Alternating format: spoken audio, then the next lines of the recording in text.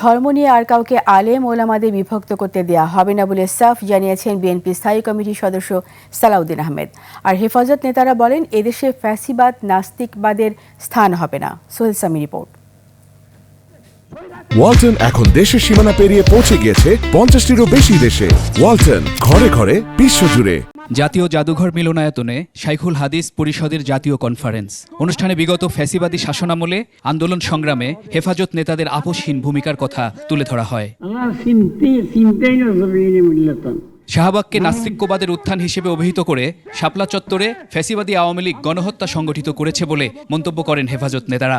একজন কওমি আলেম থাকতে কোন বাতিলকে বাংলাদেশের মাটিতে মাথা ছেড়া দেওয়া যাবে না।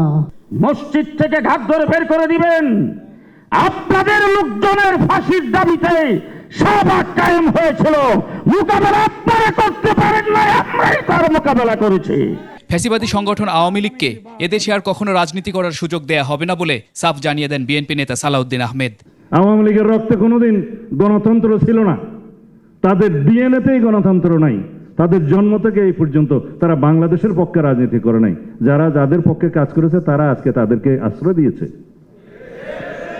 তাদের উৎপত্তিও ওখানে, আশা করি বিনাশও সেখানে হবে। ইসলামের জন্য শহীদ প্রেসিডেন্ট জিয়াউর রহমানের অবদানের কথা তুলে ধরে এই নেতা বলেন, ধর্ম নিয়ে আর কাউকে আলেম ওলামাদের বিভক্ত করতে দেবে না তার দল। দিন পহেলা দিন, তারপরে রাজনীতি। এখন আজকে বাংলাদেশে কিছু কিছু শক্তি দেখি পহেলা রাজনীতি বাদ মে দিন, আপনারা নিশ্চয়ই খেয়াল করবেন। আলেম ওলামাদের জঙ্গি ট্যাগ দেওয়ার রাজনীতি বন্ধ ও প্রাথমিক বিদ্যালয়ে ধর্মীয় শিক্ষক নিয়োগের দাবি করেন হেফাজত নেতারা। বাংলাদেশের 90-92% মুসলমানরা তো আপনাদেরকেই দিনের রাহবার মনে করে। সোহেল সামি, 21 টেলিভিশন, ঢাকা।